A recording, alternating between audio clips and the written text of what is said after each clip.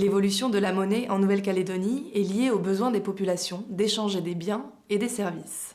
Aux origines du peuplement des îles du Pacifique, le commerce se limitait à des échanges sous forme de troc ou de cadeaux.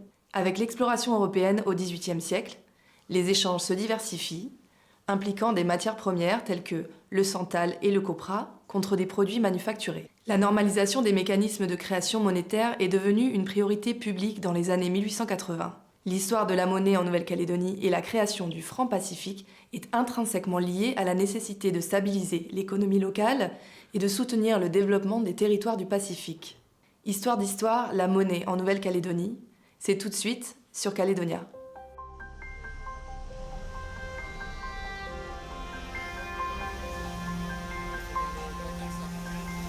Il y a trois missions essentielles. D'abord, c'est un instrument de mesure. Grâce à la monnaie, vous pouvez évaluer la valeur d'un bien ou d'un service. C'est ensuite un instrument de réserve qui sert d'épargne. Et puis ensuite, c'est un rôle d'un instrument d'échange. Vous pouvez acheter un bien ou un service grâce à cette monnaie. Et donc, la monnaie a joué un rôle prépondérant dans le développement économique au cours de ces 2 siècles derniers, notamment avec ce qu'on appelle le crédit, qui a un effet de levier très important sur l'économie en général.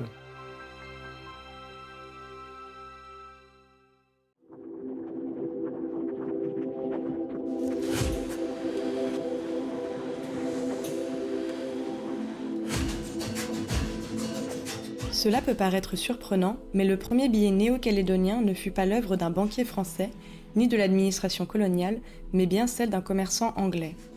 Avant la prise de possession de la Nouvelle-Calédonie, l'archipel était déjà le théâtre d'un commerce actif. Les Kanaks avaient dans leur société une économie basée sur l'échange. Ils ne connaissaient pas l'usage de la monnaie, le concept même leur était complètement étranger. Ce que l'on appelait à tort la monnaie kanak était un long chapelet de fines perles destiné en fait à sceller une alliance, un mariage, un deuil ou un contrat, mais qui n'avait pas de valeur monétaire au sens européen du terme. Je m'appelle Christophe Sand et je suis archéologue pour le gouvernement de la Nouvelle-Calédonie. Les sociétés océaniennes, elles avaient une économie elles-mêmes. On peut prendre un exemple qui est assez illustratif. Aux îles Loyauté, il n'y a pas de pierre. Donc les gens n'avaient pas de matériaux pour pouvoir faire des haches. Donc les haches et les herminettes, elles étaient fabriquées sur la Grande Terre avec des pierres très dures, style néphrite, semi-néphrite, donc du jade. Puis quand les gens de la Grande Terre commençaient à trouver leurs haches un petit peu moyennes au niveau des tranchants, en fait, ils les exportaient aux îles Loyauté et les gens des îles Loyauté étaient extrêmement contents d'avoir ces haches de seconde main finalement, c'est un petit peu ça. Ils les utilisaient parfois jusqu'à ce que ça coupe plus du tout. Et à partir de là, certains les abandonnaient, mais d'autres avaient bien compris le côté esthétique de ces pierres vertes un petit peu translucides sur les bords. Et donc ce qu'ils faisaient, c'est qu'ils perçaient ces haches, ils mettaient ça comme si c'était un pendentif de collier, et ensuite ils échangeaient ça avec les gens du sud du Vanuatu. Donc Thierry Corneille, né à Nouméa, voilà, et donc j'ai commencé à travailler à l'Institut d'émission en 1976. Et j'y ai travaillé pendant une trentaine d'années dans diverses géographies, aussi bien dans le Pacifique, aux Antilles-Guyane ou à Paris. Et donc j'ai exercé différentes fonctions dans cet établissement et j'ai dirigé cet établissement de 2002 à 2006 à Paris pour toute la zone France CFP. Alors il y a 2 siècles, c'était essentiellement le troc, mais comme en Europe d'ailleurs, comme dans beaucoup de pays dans le monde, qui était utilisé. Ce qui n'était pas très facile, parce qu'échanger une tonne de citron contre un service, c'est quand même pas très pratique.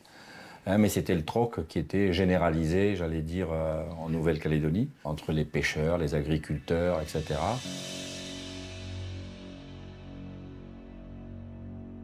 La période des premiers contacts est une période fascinante. Du côté des Européens, ce qui est intéressant, c'est les objets traditionnels. Et donc, pour ça, il faut échanger avec des choses que les Océaniens, et en particulier les Kanaks, n'ont pas.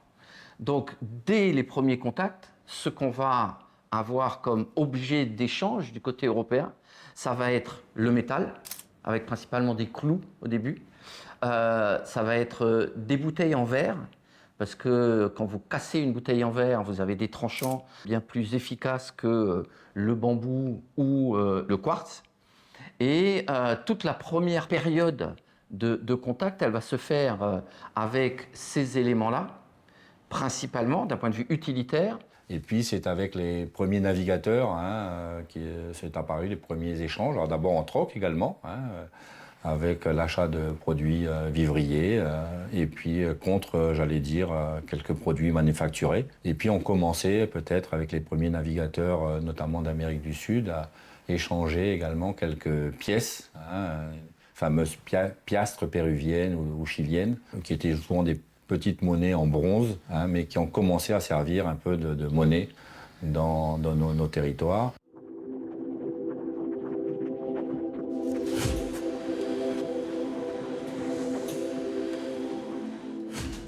Les Européens, ils ont laissé une trace qui était une trace plus politique. On a par exemple en Calédonie, je crois que c'est 3 pièces de monnaie qui ont été identifiées, qui ont été données par James Cook aux gens de balade en septembre 1774, puis qui ensuite ont circulé. Ces pièces de monnaie, elles n'avaient aucune utilité pratique pour les Kanaks. Ils ne pouvaient rien en faire, mais c'était probablement un objet d'échange rappelant ce qui s'était passé en septembre 1774. Cette période, elle va durer en Calédonie une cinquantaine d'années, jusque à l'arrivée plus régulière de bateaux. Dès les années 1810-1820, on a des baleiniers qui circulent dans la zone. Ces baleiniers, ils ont besoin de faire des camps à terre. Ils introduisent des nouveaux objets, en particulier des énormes marmites en fonte pour pouvoir faire fondre la graisse des baleines. Et donc on passe à quelque chose d'autre. Et ce changement d'importance des relations va entraîner, parce que les premiers Européens restent à terre, va entraîner la découverte de nouveaux objets, comme la hache en métal, comme les tissus. Et donc c'est ces objets-là qui vont commencer à devenir les objets d'échange et de traite. À partir des années 1840, on a un premier boom économique en Calédonie. C'est la découverte du santal. Et sur une dizaine, quinzaine d'années, on a à peu près 400 touchés de bateaux santaliers qui sont inventoriés dans les archives. Comme son nom l'indique, les santaliers, il a acheté du santal. Et puis on a acheté du copra, différents produits vivriers. Et en effet, ces navigateurs, en échange, encore porté des produits manufacturés, quelques outils, ou un peu quelques bibelots, voilà. Et puis après quelques pièces, les tables monnaies, dont je parlais tout à l'heure, notamment les piastres, voilà, qui étaient échangés. Les Kanaks, eux, dans ce processus d'exploitation du santal, leur rôle, c'est d'aller trouver les arbres, de les couper et de les ramener à des campements prévus avant ou de les ramener en bord de mer. Donc, nécessairement, ils ne vont pas faire ça gratuit. C'est eux qui sont, quelque part, en charge de l'échange économique. S'ils n'ont pas assez, ils savent qu'il y a un autre bateau qui arrivera après. Et donc, les santaliers, quand ils quittent l'Australie, ils sont chargés de caisses de haches, de caisses de bouteilles, de caisses également d'alcool, de colliers en verre ou en d'autres matières. Et on a une introduction massive d'objets européens à partir de ce moment-là. On a aussi des objets d'échange qui concernent plus les femmes.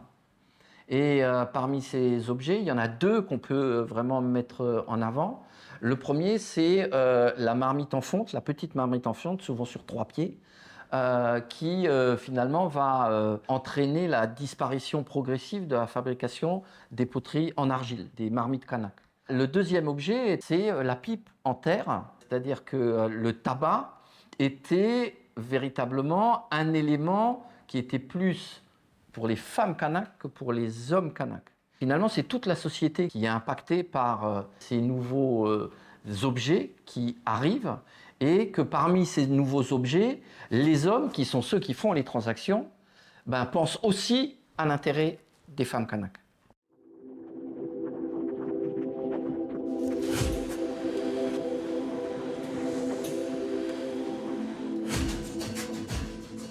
La création d'une monnaie locale, qui est un processus dans toutes les colonies, en fait, s'explique à partir des années 1880 parce qu'on est au début d'une véritable industrialisation du monde calédonien, colonial.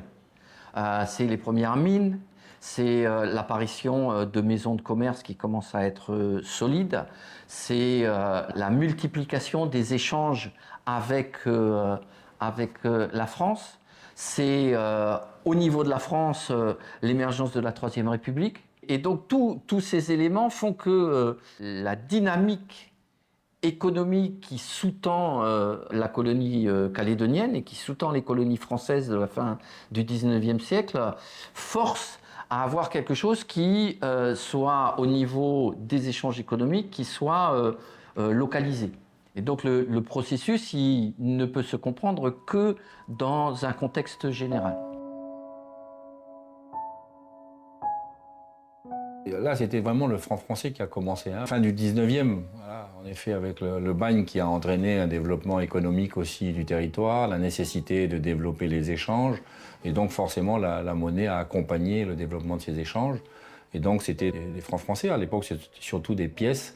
Et puis, quelques billets qui étaient plutôt des bons, qui étaient émis à cette époque-là et qui étaient échangés. Mais c'était véritablement embryonnaire. Les volumes étaient très, très faibles. Parce que d'abord, une banque, et la Banque de l'Indochine, comme les précédentes banques, ne pouvaient pas émettre une quantité de monnaie comme ça de manière indéfinie. Elles étaient limitées par leur capital social, par leurs capitaux propres. Et donc, c'était quand même très embryonnaire, mais ça a été les premiers vraiment échanges purement monétaires qui ont eu lieu. Et puis, ça s'est développé au fur et à mesure, mais la Nouvelle-Calédonie n'a pas connu un développement extraordinaire, j'allais dire, à la fin du 19e ou du début du 20e. Le premier, il y avait deux établissements, Compagnie Nouvelle-Calédonie et Banque de Nouvelle-Calédonie, mais qui étaient à la fois des établissements commerciaux, qui étaient des établissements industriels et qui avaient été autorisés à émettre de la monnaie.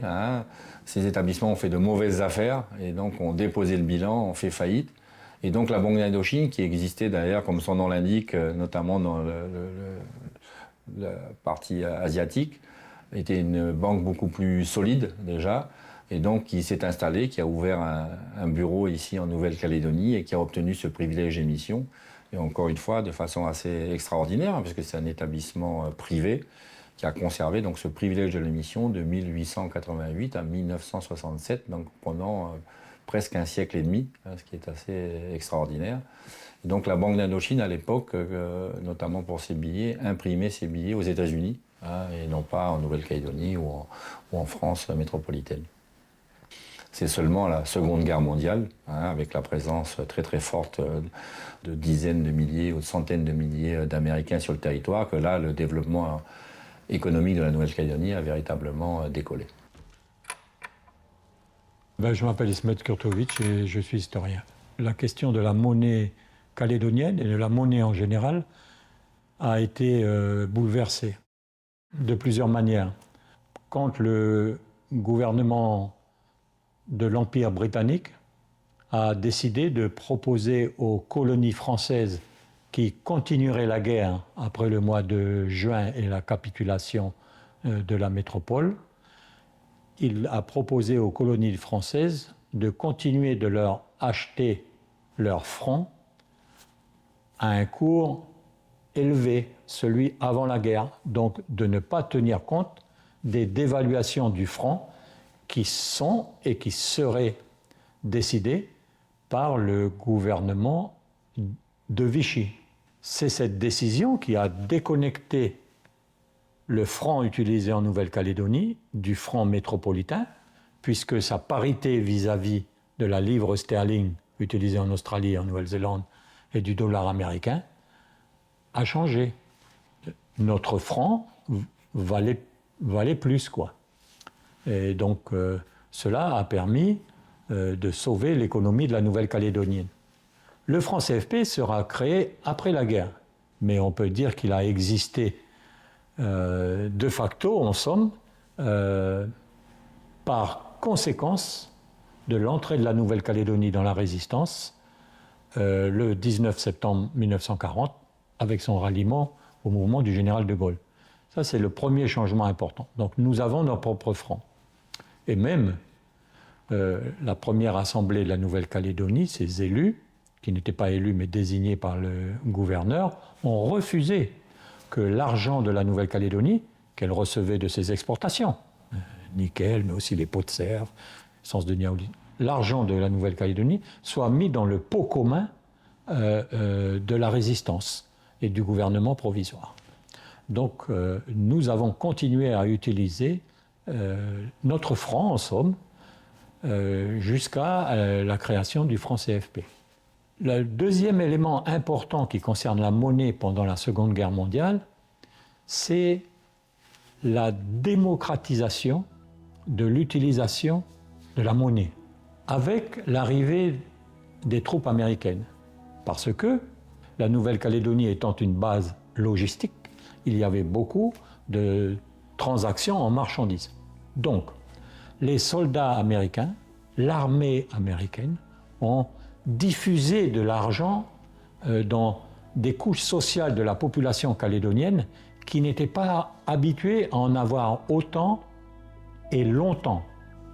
Ce qui fait qu'on a assisté à une monétarisation plus grande de la vie économique de la Nouvelle-Calédonie qui allait avec l'enrichissement des Calédoniens puisque beaucoup travaillaient pour les Américains, étaient bien payés ou vendaient des produits aux Américains et beaucoup aussi de soldats américains dépensaient leur argent entièrement en Nouvelle-Calédonie car après ils allaient à la guerre.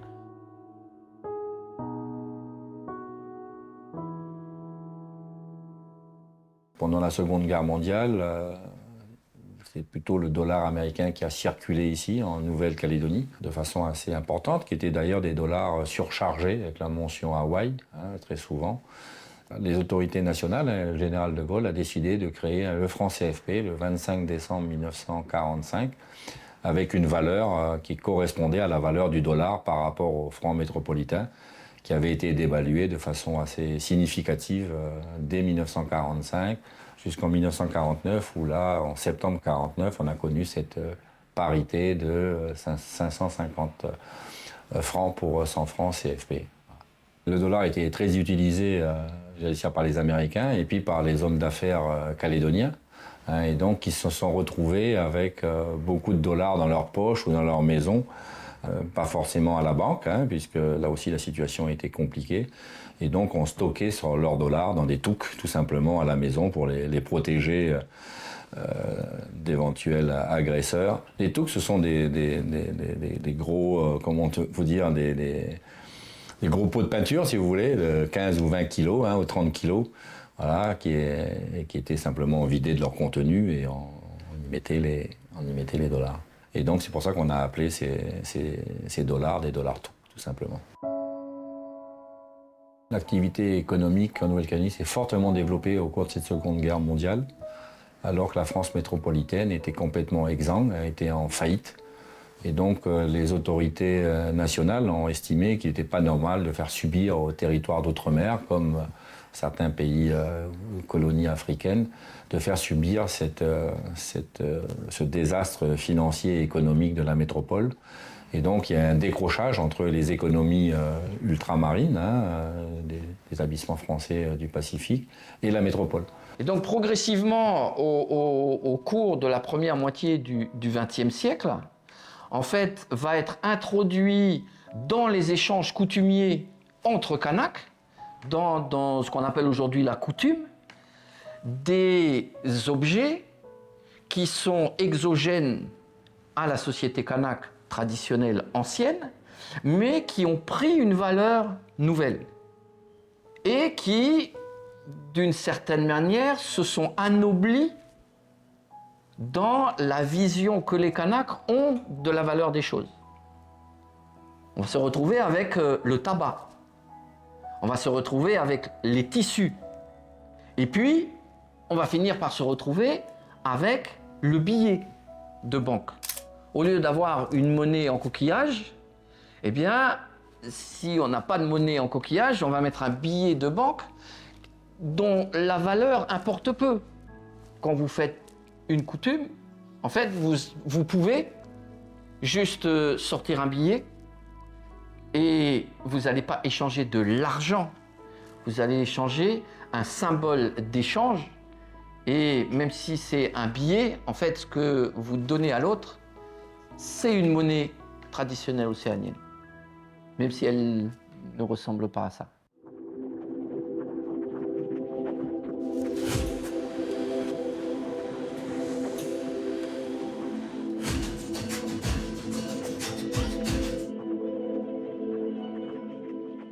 La France était complètement désorganisée, quoi. Et donc, il était totalement inenvisageable que la Banque de France vienne s'installer, en Nouvelle-Calédonie. Et donc, comme ça s'était très bien passé avec la Banque d'Indochine jusqu'en 1945, l'État a considéré que la Banque d'Indochine pouvait continuer à avoir cette mission, ce privilège de l'émission jusqu'en 1967, date de la création de l'Institut d'émission d'Outre-mer. Ce qui a permis d'ailleurs l'installation d'autres banques, avec le développement économique, avec notamment le boom du nickel qui était attendu à cette époque-là, et d'autres établissements ont pu bien sûr s'installer, ce qui n'était pas possible lorsqu'il y a une banque privée qui a le privilège d'émission qui est tellement exorbitant. On pêche en général l'installation d'autres établissements de crédit. Le 1er avril 1967, très exactement, a été créé cet établissement public national de l'Institut d'émission d'Outre-mer, dont la gestion a été confiée d'ailleurs à la Caisse centrale de coopération économique, là également qui est un établissement qui a joué le rôle de trésor pendant la Seconde Guerre mondiale, qui a été créé par le général de Gaulle. Et la Banque de France n'était toujours pas en mesure de venir s'installer aussi loin et donc a demandé à la Caisse centrale de gérer cet établissement qui a perduré jusqu'en 2006 très exactement, où là, c'est la Banque de France vraiment qui a repris la gestion administrative, j'allais dire, de l'Institut d'émission d'Outre-mer. Dans un premier temps, il y avait une gamme de billets extrêmement restreinte. Il y avait un billet de 100 francs, voilà, un billet de 500 francs et un billet de 1000 francs. Quoi. Il y a un billet de 20 francs également. Et très rapidement, les billets de 20 francs et de 100 francs ont été remplacés par des pièces. Et dès 1968, on a créé le billet de 5000 francs. Et ensuite, quelques années plus tard, le billet de 10 000 francs. Il a été question à une époque, notamment lorsque la nouvelle gamme de billets, les billets que vous voyez ici, qui circulent aujourd'hui, ont été créés, qui sont beaucoup plus modernes, avec des règles de sécurité beaucoup plus drastiques que les précédents. On avait envisagé de créer un billet de 20 000 francs et finalement, les autorités politiques de l'époque calédonienne n'ont pas souhaité mettre en place ce billet de 20 000 francs. Donc nous avons aujourd'hui une gamme de billets relativement restreinte, puisqu'elles sont simplement de 4 billets. Et ces billets continuent à être fabriqués dans cette région et donc à être expédiés en Nouvelle-Calédonie régulièrement pour maintenir une circulation de qualité. Il n'y en a pas eu tant que ça quand même, puisque finalement depuis 1945, vous avez eu les billets de la Banque d'Indochine, voilà. Ensuite la première gamme de billets de l'Institut d'émission d'Outre-mer en 1967, et puis enfin, en 2014, une nouvelle gamme de billets. Alors, il y a eu quelques petites modifications, j'allais dire, mineures. Par exemple, dans l'ancienne gamme de billets, il y avait quelquefois la mention Nouméa ou Papette. Donc les billets étaient différents. Voilà. Et on a abandonné ces mentions Nouméa et Papette dans les années 80, fin des années 80, début 90. Donc maintenant, les billets sont strictement identiques pour ceux qui circulent en Polynésie, à Wallis-et-Futuna ou en Nouvelle-Calédonie. Mais il n'y a pas eu vraiment beaucoup de modifications. C'est plus ensuite, en 2014, qui a présidé à la modification, c'est l'établissement de signes identitaires pour la Nouvelle-Calédonie. Donc là, ça a fait l'objet de nombreux échanges avec les autorités, que ce soit polynésiennes, wallisiennes et calédoniennes, pour avoir des signes identitaires qui correspondaient au pays, ce qui n'était pas toujours le cas avec la précédente gamme de billets. Et puis ensuite introduire, j'allais dire, des signes un peu de sécurité, des signes également pour les malvoyants, qui leur permettent de reconnaître les billets. À l'origine, le 25 décembre 1945, le franc CFP, c'était tout simplement le franc des colonies françaises du Pacifique. Voilà. Donc c'est une appellation qui est tombée un petit peu en désuétude, j'allais dire. Mais on n'a pas modifié vraiment officiellement cette dénomination, mais on emploie maintenant une autre terminologie, puisque toutes les monnaies dans le monde ont une codification internationale, une norme ISO. Et donc pour le franc CFP, cette codification internationale, c'est le XPF, pour Exchange Pacific Franc. Et donc quand vous le traduisez simplement en bon français, ça veut dire change franc Pacifique. Et donc on utilise maintenant cette dénomination change franc Pacifique pour le franc CFP.